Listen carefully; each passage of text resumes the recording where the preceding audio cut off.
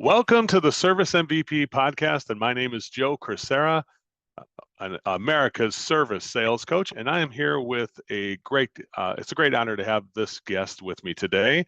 His name is Dan Ariely. He is a professor of psychology and behavioral economics at Duke University. Dan's book, Predictably Irrational, was a great influence in creating our total immersion service sales training program, and using the science of pricing allowed us to create some of the tiered pricing models that many of you use today, the premium, mid-range, and economy model. His newest book is called Misbelief, and it's already another instant classic as well. Dan, welcome to the program. It's an honor to have you here. Lovely to be here. Dan, let's go ahead and talk about what inspired you. I understand that just getting involved with behavioral psychology was something where you had an accident that occurred, and during your healthcare treatments and things like that, were some of the things you thought were just irrational that people were doing to get your care and to have less pain and suffering throughout the care. Would you like to go ahead and tell us what inspired you to write this latest book and just get involved with this line of books that you have written? Yeah. So as you know, all my other books started with research. I had research on pricing, I had research on human motivation, and my question was, how do I make it actionable for people? And that was all of my previous books were like that. This book was very different. During the first few months of COVID, I thought I was being incredibly helpful. I was fielding calls, I got lots of requests, lots of things about how do you manage in this complex time? What should the police do? Give fines? No fines, yes fines. How do we do distant education? What do we do with people on furlough? I mean, lots of interesting questions. And I feel I'm being extra useful. And all of a sudden, in July, I get an email that says, Dan, what happened to you? How did you become such a person? And I said, what do you mean? And I get a long list of links. I'll just describe one of them. In one of them, it describes my injury. I was burned in 70% of my body and was in hospital for about 3 years. But then it goes on to saying that because of my injury, I started hating healthy people. And that's why I joined the cabal, Bill Gates and the Illuminati, to try and kill as many healthy people as possible. Not true, by the way. And I spent one very painful month trying to argue, trying to explain myself, try to have a discussion, assuming I have people on the other side who were truly interested in finding out the truth. But after a month, which was very difficult, I gave up. By the way, I got lots of death threats. My university, I got a death threat 2 weeks ago that was so severe that they had to go to the authorities with it. So it's complex. It's heavy. But anyway, after a month of trying to understand and try to argue and try to reason, I gave up, and I decided to study this phenomena. And I sat back and I found about 20 misbelievers, 20 people with very extreme views that were willing to talk to me. And I didn't try to convince them, I just tried to understand their view and have discussions with them. And I learned a lot, and I think they learned a little in this process. And then I did some other research and I looked at the academic literature. And the end of this is this book, which is trying to basically capture this machinery, which I call the funnel of misbelief, and is to say, in the same way that the cookie attacks our senses, right? Somebody designed the cookie to have an optimal combination of sugar, fat, and salt to get us to want one and then to keep on wanting them. In the same way, the funnel of misbelief, I don't think it was designed with this purpose, but it's almost like it attacks all of us, all of our psychology. It attacks our stress, our emotional system. It attacks our cognitive system. It attacks our personality. It attacks our social system. And eventually, it leads us into these very, very tough beliefs. And the big picture from this book is really about trust. Mm. And it asks the question of how can we act together? The moment we have people who stop believing things or losing trust, how do we act together? Think even about something like people who believe the earth is flat. Mm-hmm. It's not just that they believe the earth is flat. They believe that NASA is lying to them, and that every government is lying to them, and every pilot knows the truth, and every education system is hiding it. When you have this sort of belief, it hurts you in a very, very deep way. It's basically a prism from which you look at everything else. And now, ask yourself, how can we work together? You know, we know how important trust is. And the moment you look at life and you say, I don't trust anybody, I'm suspicious. Yeah, I think it goes with all, even with organizations and things like that. It's like whenever we have frustration with coworkers, frustration even in our marriage, it's like we're always frustrated with the other person. It's you versus me. When we get to the place of us, then I think we're on better ground, right? We're on healthier ground to be able to solve whatever problems we have when we're both committed to the fact of us. What do you think of that? Yeah, you know, I'm usually afraid of giving marriage analogies, but since you brought it up, I can blame it on you.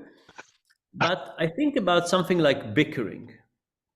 Mm-hmm. You know, okay, so who cares if the toilet seat is up and down, if there's something in the sink, these are not the big issues of humanity that people should get upset about. But of course, when people get upset, it's never about those things, right? It's not as if somebody says, oh, I have a really strong preference. I would date only somebody who doesn't leave dishes in the sink. So it's not about this. It's about all kinds of other things.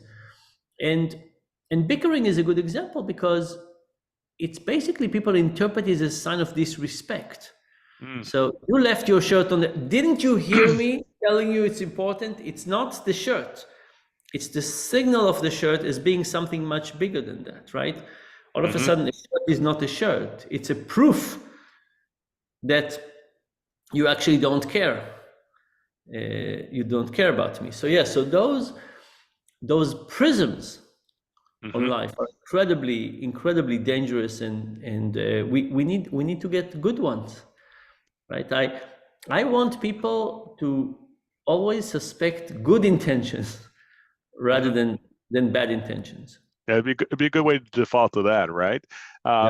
Let's talk a little bit about that. Just when you got attacked on those different things that were taken out of context and represented your statements and beliefs that were obviously false, but you know you felt you had to tell us about what was that like having to go through to weather that kind of storm of attack. I don't think many people realize, you know, the dark feeling you get, even when you get a bad post on Facebook, when somebody says something negative about one of your, like everybody's just that dark feeling in the pit of their stomach.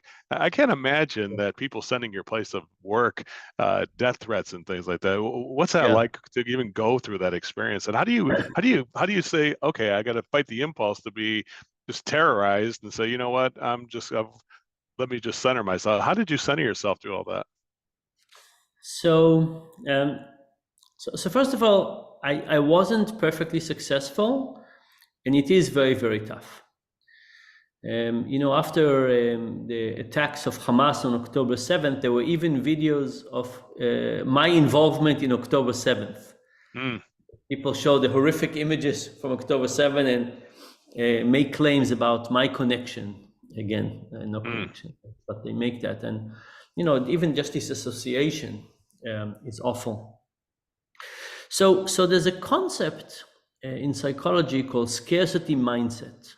You usually think of it as connected to poverty. And we say, look, people who are poor and need to worry about how they manage their cash flow. Will I be able to afford lunch? Will I be able to pay my rent, buy medication?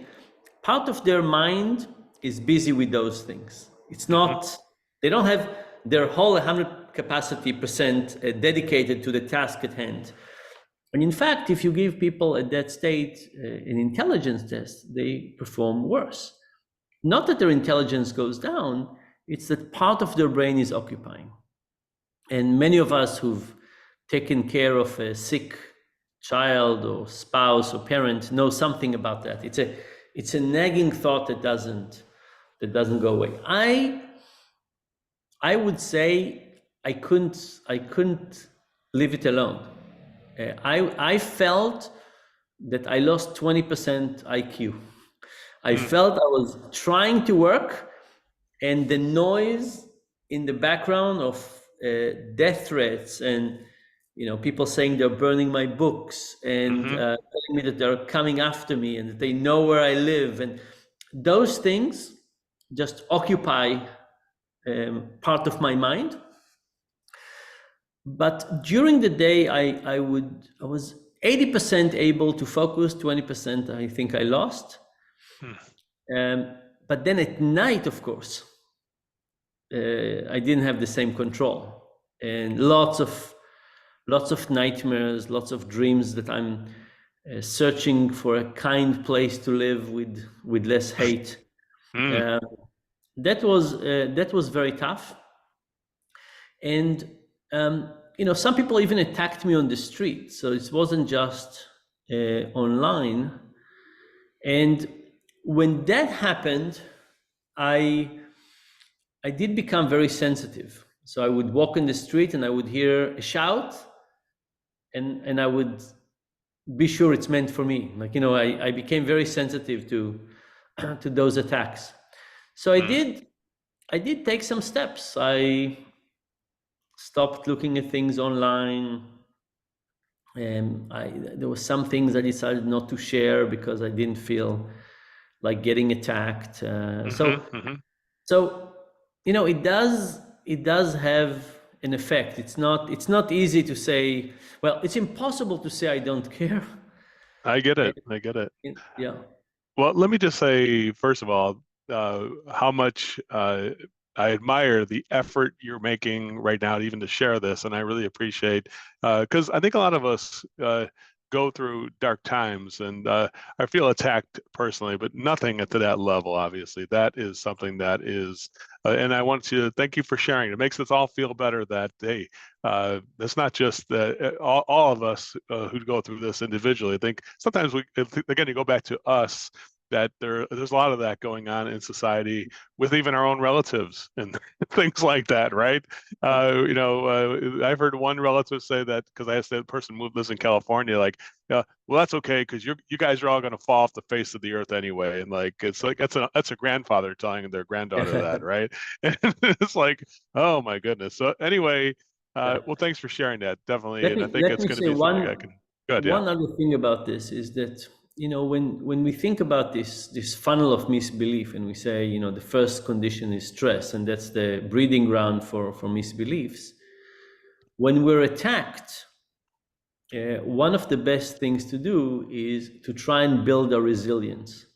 In general, as a society, I think we're in a crisis of resilience. How many good friends do we have? How often do we see our relatives? Saying hi on something on email or Facebook is not a substitute for going on a hike and talking, or we spend more time in our nuclear families, less time with extended family, less time with friends, right? We all have these images from the 50s of men going back from work and going first to the pub and meeting their friends, and women doing similar things in other places. Those images are images of investing in a social life, and we do less and less of that. Income inequality is taking slices at resilience, because even if the level of neighborhood, if you think that income inequality is higher, you're less and less likely to ask other people for help. Think about that. Who can you turn to? Imagine you said, I can't pay my bills. I need a short-term loan from a friend. Very, very tough. Very, very tough. We're more So I think all of us need to invest in resilience. We need to invest in loving, caring, supportive relationship, romantic, non-romantic, family, non-family, and it's kind of like insurance, we say, oh, our day-to-day is fine, right? Do I really Yep. want to take a day and meet cousin Larry? Say, oh, maybe I'm too busy. But in the long term, we need those things, and we don't have enough of them. And I'm the last few years, I made a substantial effort to reconnect with old friends, including lots of friends from first grade and from middle school, and that was tremendously helpful. I'll bet. It's interesting because it's like, what we do when I hear people say it's a sales training program, obviously it's like, it has the darkest connotation immediately, right? So what we've done is we said, what we have to, and one of my clients told me, he said, Joe, you need to create a different talking point here. It's not nobody's interested in learning how to sell. So what they did is said, we call it pure motive service, which is really the idea to make sure that whenever you deliver any message, no matter how persuasional it is and how much persuasion it has in it, we know if we stack up the prices, the premium, mid-range, economy model, it'll be better than if we just do one price or whatever type. So we know ahead of time that's what the truth is. But we always say this: deliver it with the fact that people feel cared for, respected, and supported when at the end of that message, no matter what you're doing. And that has worked. That has been something that has been there. Talk a little bit more about that. Talk about how, those people like you, and I've had some dark times too, where people attacked what I was saying because, hey, you're a sales guru and all that kind of stuff. But I just say, listen, you can say what you want. I just know in my heart I'm here to help, right?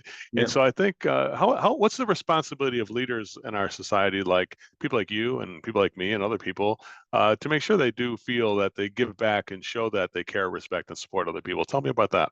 Yeah. So let me before that echo Sure, what you've said in a slightly different way. So, when we talk about misbeliefs, there's a question of how we convince somebody. And we all know that giving people more data doesn't work. You have two people with different beliefs, and you say, oh, what about this point? And what about this point? And even before you finish the sentence, they already know why you're wrong. Yes, and, yes. It becomes a battle. In personal life, marriage, and professional lives. But all of us, if we looked at our history of how many people have we convinced throughout our lifetime, the number is low. Right? Very few people. So one trick is to try and not come against people, but to come at it from their side. And we call this the illusion of explanatory depth. So imagine that I came to you, and instead of arguing with you, I say, Joe, help me understand your perspective. So here's an example. When I say, so the experiments were about explaining all kinds of things. Can you explain to me how a zipper works, and how a lock works, and how a virus works? And when you ask people to explain it, you don't tell them you're wrong. Say, help me understand how it works. And they say, okay, help me understand how this works. And all of a sudden people maybe I don't understand. But the issue is you don't come antagonistic, you come from their perspective. So you say, I'm not here to convince you of anything, I'm here to help you. That's important. So you don't have to stand guard. There's no attack. And the second thing is, help me understand what you need. I'm not telling you what you need. Help me understand what you need, and what is getting you to perform better, and what is helpful for you, and how exactly does it work? And you're saying that, whatever, your current camera is great. I'm not questioning it, but what could be better? I'm not telling you you're wrong, right? I don't want somebody to say, oh, I have a great camera. So you don't have a great camera, look at this one. So, okay, I trust you, but how does it work well for you, and where it doesn't, and what could be better? So the moment you take this perspective, you become less antagonistic, you're not arguing, you're coming from people's perspective, and then you get to basically be on their side, which is what eventually you want. The other thing that you said that is very important is to make it clear that you have people's interest in mind. So how do I explain to you? How do I demonstrate to you? Not explain. How do I demonstrate to you that I have your best interest in mind? Imagine that I'm your financial advisor. If I keep on telling you, save more money, bigger, amount of money under management, who am I representing? It's hard to tell. Yeah. What if I said, you know what? Why don't you take $50,000 and pay down a little bit of your mortgage? Yes, it would leave less money under management, but I think you would feel more satisfied by making this big step toward your. Now, that's a step that creates trust. Now, there are lots of people who have their clients' best interest at heart, but they often don't have a good way to show it. So if you think about the financial advisor that says save more, maybe they're correct. Maybe it's a good advice. But the level of trust is reduced because who are they saying it for? Themselves or you? The moment you say, have you considered paying $50,000 off your down payment, taking it from your savings?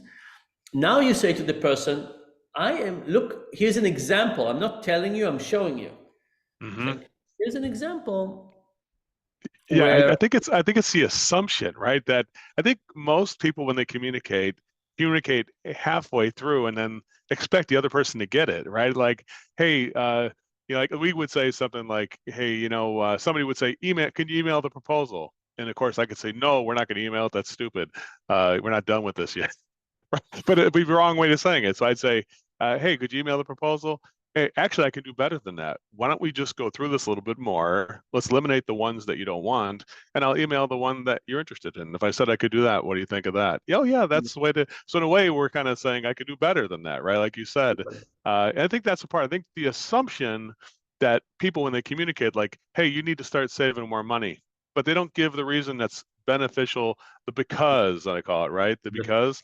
Hey, we need to save more money. You need to start putting away more money because this will make it easier for you guys to have that tax burden you have coming up for next year to be able to handle that and be able to still put money toward the investment so you have a great vacation coming up. You have that kind of or whatever the benefit would be of it, right? They forget the part that's the beneficial part. That's the thing I think most people they're half-assed communicators, basically, We assume people understand their own reasons for doing something. And we also assume that if we have good intentions, that it's very clear to other people that we have good intentions. That's it. That's also not very true. But again, if we go to the financial advising example again, one example is to say, look, I understand you want to do this, but should we have another discussion with your significant other, just to make sure that they are on board as well? So imagine I can say, I know we agreed on X, Y, and Z, but from my experience, spouses fight a lot about money. Why don't we try to have a discussion? I know it will take another hour of your time and mine, right? But it would reduce the chances that there'll be some friction in the family afterward, right? That statement is basically saying, I care about your well-being. I care about the quality of your life. Or if somebody comes with an advice that is clearly in the service of people, we've looked at it, and it turns out that people who open savings accounts for college for their kids, the kids are more likely to go to college. Things like that, where you basically are going outside of the pure saving category and you frame it in a way that is beneficial. It has the destination mapped out already. It's not like it's you not assuming we have that account for college. That is directed toward college, and the benefit is outlined in that account. I think that's Yeah. the thing here. Dan, wow, it's been a great, they always say a great podcast starts on time, and this one definitely did, and definitely it always sounds a great one ends on time. So why don't you go ahead and give us just a few thoughts as to what you'd like our listeners to know that just about that predictable human behavior, predictably irrational human behavior that you can say to be able to use to motivate them to use it. What do you think we can? What lessons do you think we can leave with them today? So I would say, we evolved to a very different environment than the one we have now. And we have, our brain is kind of like a set of tools that were designed for a different set of tasks. And modern environment is wonderful. I don't want to go back to the Middle Ages, but we need to figure out how do we use those tools. They might have been good tools for the past. They're certainly not good tools for now, and we need to figure out how do we work with these arcane tools ourselves, our customers, in this modern environment. And the moment we will start recognizing that we're not rational, and that we have this set of arcane tools that are serving us from time to time, but not perfectly, the better we will be. We will design a better world that would get people to make better decisions.